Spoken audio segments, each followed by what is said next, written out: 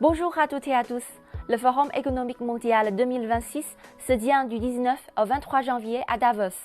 Il s'agit d'une plateforme indépendante et neutre conçue pour rassembler des points de vue divers sur des questions mondiales, régionales et sectorielles cruciales. Quels sont les enjeux de la réunion de cette année? Aujourd'hui, nous avons l'honneur d'avoir trois invités. M. Bernard De Witz, président de la Chambre de commerce belgo-chinoise. Bonjour. Bonjour madame. Monsieur Zhao Yongsheng, professeur à l'Université de commerce et de l'économie internationale de Chine. Bonjour. Bonjour. Monsieur Sébastien Berimoni, chercheur à l'Institut Schiller. Bonjour. Oui, bonjour à tous et merci de votre invitation. Bienvenue à tous les trois. Merci de nous rejoindre sur CGDN français et d'exprimer vos points de vue sur le Forum économique mondial 2026. Le Forum économique mondial 2026 est axé sur le thème « L'esprit du dialogue ».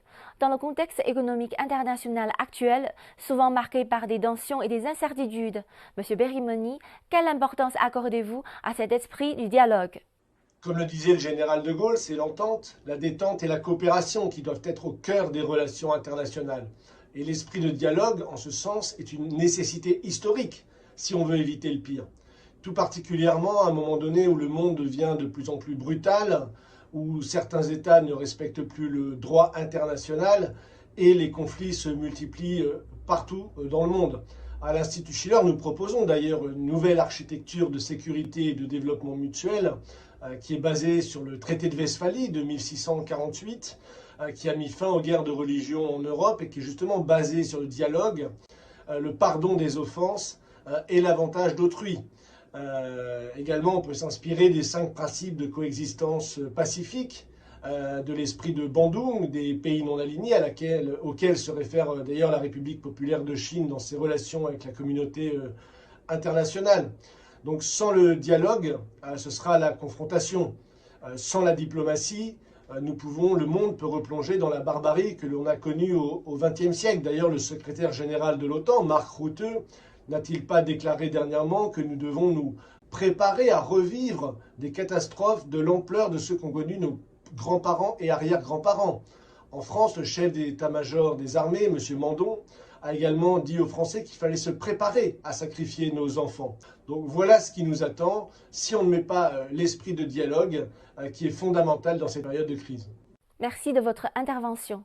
Monsieur Zhao, selon vous, comment pourrions-nous préserver collectivement et promouvoir l'esprit du dialogue dans les relations internationales? En fait, comme vous venez de dire que le contexte économique international actuel est souvent marqué par des tensions et des incertitudes, on oublie plus ou moins l'expression esprit du dialogue et que la loi de la force s'impose de plus en plus non seulement dans les domaines économiques et financiers, mais aussi dans les domaines politiques et géopolitiques.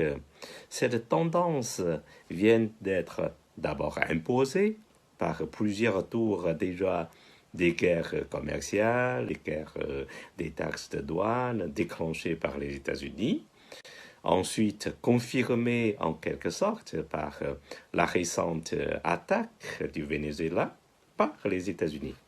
Mais malgré tout, il faut quand même reconnaître que cet esprit du dialogue, notamment dans les domaines d'économie et de commerce, est et sera toujours important, parce qu'on est, après la Seconde Guerre mondiale, entré dans un monde basé sur les règles et les lois, et que l'ordre mondial dont les États étaient d'accord autour de l'ONU, Organisation des Nations Unies, précisément autour de la charte de l'ONU, pour les domaines généraux, et les États étaient aussi d'accord autour de l'OMC, Organisation mondiale du commerce, et dans les domaines d'économie et de commerce, il y a une trentaine d'années.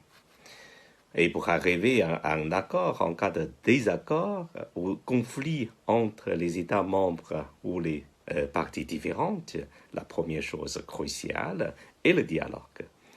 cet esprit du dialogue est ainsi ultra important, hein, qui est aussi le fondement de la société moderne, surtout post-guerre mondiale, notamment dans les domaines économiques et commerciaux. Quant à la question comment préserver et promouvoir cet esprit, le terme collectivement a été pertinemment utilisé par vous. On ne peut pas dire que les États-Unis ont complètement abandonné les règles et les lois post-guerre mondiale, mais les USA ont tendance à ne plus respecter à 100% l'ordre mondial défini collectivement par les différents États après la Seconde Guerre mondiale. Et l'ordre économique et commercial, il y a une trentaine d'années, les guerres douanières et l'affaire du Venezuela sont juste deux petits exemples. Ce qui est chanceux pour nous tous, c'est qu'il y a encore la Chine, il y a 27 États membres de l'Union européenne, il y a nombre d'États du Sud global, il y a encore beaucoup d'autres pays, beaucoup d'autres économies si c'est dans le cadre de l'OMC. Parmi eux, je suppose que la Chine et l'UE, l'Union européenne, vont jouer les rôles les plus importants dans cette préservation et cette promotion dans les relations internationales. Ces deux pays, ces deux entités seront évidemment accompagnés et soutenus par tant d'autres pays, tant d'autres économies du Sud global. Donc, personnellement, j'en suis convaincu, malgré des tensions et des incertitudes. Je vous remercie. Monsieur Zhao, merci pour vos remarques très pertinentes. Les débats de cette édition portent notamment sur la transformation technologique de l'intelligence artificielle aux biotechnologies de nouvelle génération. Ces innovations redéfinissent nos vies et nos modes de travail tout en créant de nouveaux moteurs de croissance. Cependant, ces opportunités s'accompagnent de la responsabilité de veiller à ce que le progrès technologique tienne ses promesses au service de l'humanité. Comment percevez-vous l'équilibre entre les immenses possibilités offertes et les défis éthiques, sociaux et réglementaires qu'elles soulèvent? Monsieur Zhao, nous attendons avec impatience votre réponse. Merci de votre question pertinente. Les débats de cette édition portent en fait sur un grand thème, la transformation technologique de l'IA, l'intelligence artificielle, vers les biotechnologies de nouvelle génération. Est ultra important, non seulement pour les individus, mais aussi pour les entreprises et pour les États. Vous savez, ces innovations vont complètement changer nos vies et modes de travail. Quant à l'équilibre entre les avantages et les défis de ces innovations, c'est un véritable casse-tête.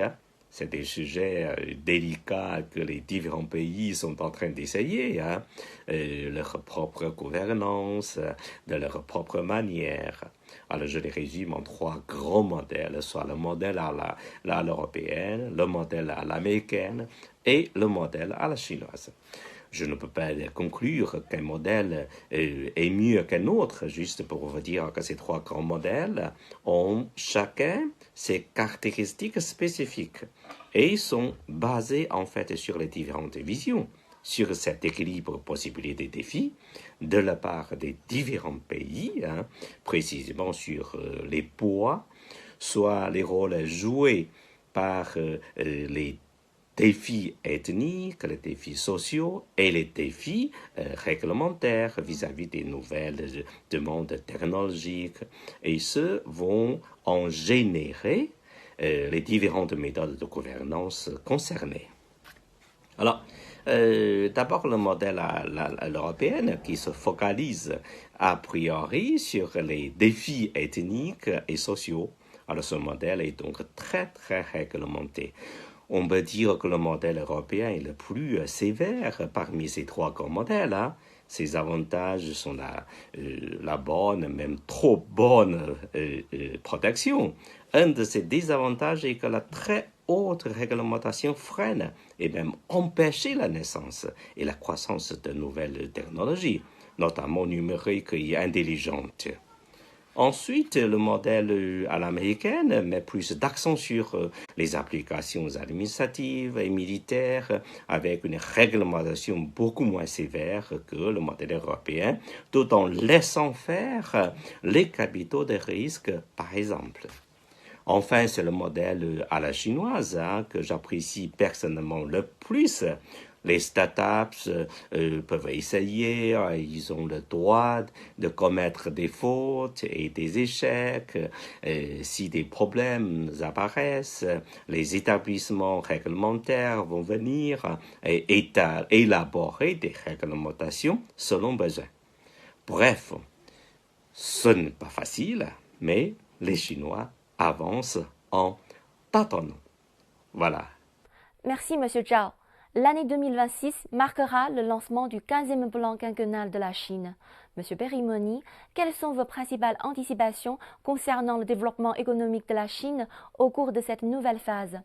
Selon vous, quel impact la trajectoire économique chinoise en 2026 et au-delà pourrait-elle avoir sur la stabilité et la croissance de l'économie mondiale? 15e plan quinquennal, cela veut dire 70 ans de planification économique. Donc des dizaines de milliers de kilomètres de chemin de fer à grande vitesse, des percées extraordinaires dans des domaines tels que le nucléaire ou le spatial, des brevets technologiques dans tous les domaines de la science et de la technologie sont le résultat de cette planification économique.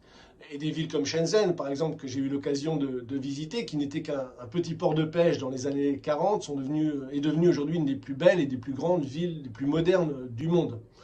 Alors à l'inverse, ceux qui ne croient pas justement dans la planification économique, qui ne croient pas dans un État stratège, sont soumis aux lois du marché, les lois du marché qui sont devenues entièrement spéculatives, la main invisible d'Adam Smith, la dérégulation, et on voit que le résultat, c'est des pays qui sont devenus des économies de services, des pays désindustrialisés, des pays avec des dettes qui battent tous les records, comme on peut le voir en Europe ou aux États-Unis. Alors qu'en France, nous avions cette tradition de la planification économique sous Colbert à l'époque, remis au goût du jour par le général de Gaulle, et qui avait permis les 30 Glorieuses. Donc c'est aussi notre histoire qu'on a oubliée, et donc c'est un défi pour nous ici en Europe de s'inspirer à nouveau de ce modèle de planification, de plans quinquennaux, d'état stratège et d'investissement dans la science et la technologie. C'est le défi de l'Europe aujourd'hui pour permettre de relancer notre croissance réelle, notre industrie et concourir donc avec la Chine à la stabilité, à la croissance économique mondiale. Merci Monsieur Perimoni. Monsieur Fabien Azi, directeur exécutif d'Aremon Chine, nous a aussi partagé ses points de vue sur cette question lors d'une interview exclusive. L'avantage de ce plan quinquennal est de donner des objectifs clairs et une feuille de route claire qui permet aux entreprises françaises comme Aremon d'anticiper et d'établir une stratégie en ligne avec les ambitions chinoises et de par ce fait contribuer au succès des ambitions chinoises, mais aussi au succès des entreprises françaises. Ces dernières années, le partenariat économique et commercial entre la Chine et l'Union européenne n'a cessé de se renforcer. Monsieur De Witt et Monsieur Perimoni, selon vous, dans quel domaine stratégique cette coopération pourrait-elle enregistrer les avancées les plus significatives dans un avenir proche? J'ai relevé qu'il y a d'abord priorité accordée dans le plan à l'innovation technologique, notamment dans les domaines de l'intelligence artificielle, des semi-conducteurs, des biotechnologies, de la transition numérique. Tout cela me paraît créer un terrain favorable au partenariat industriel et scientifique renforcé avec des entreprises et des centres de recherche européens. Ensuite, on voit dans le plan que l'accent est mis sur la transition verte.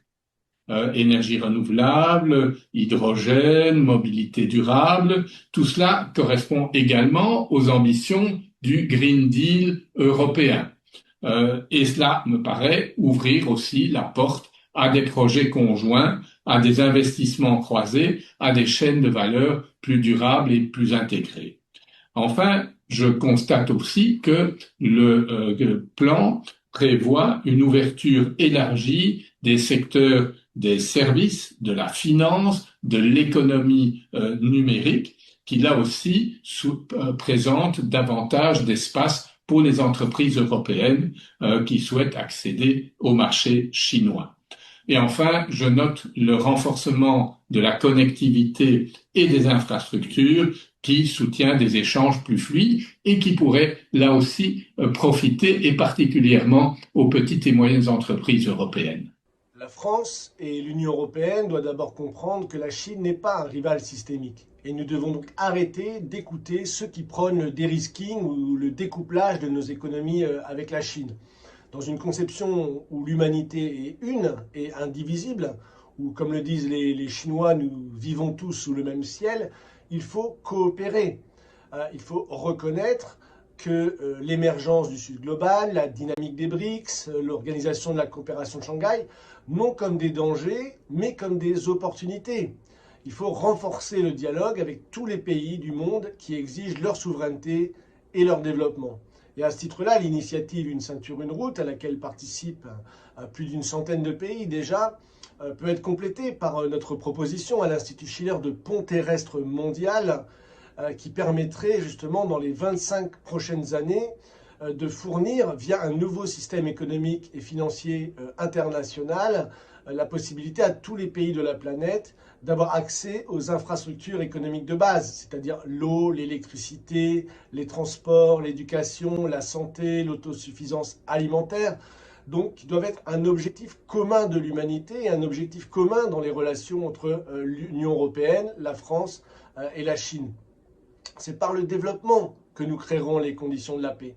Et c'est par le développement que nous pourrons permettre à des milliards d'individus sur cette planète de vivre dans la dignité. C'est un véritable changement de paradigme, une renaissance.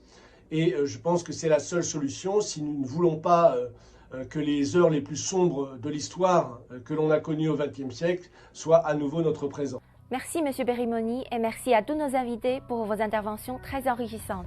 Le dialogue est d'une force en soi. Nous espérons que ce forum de Davos redynamisera la confiance mondiale en cette période de transformation. Voilà, c'est la fin de cette édition. Merci de l'avoir suivi et au revoir.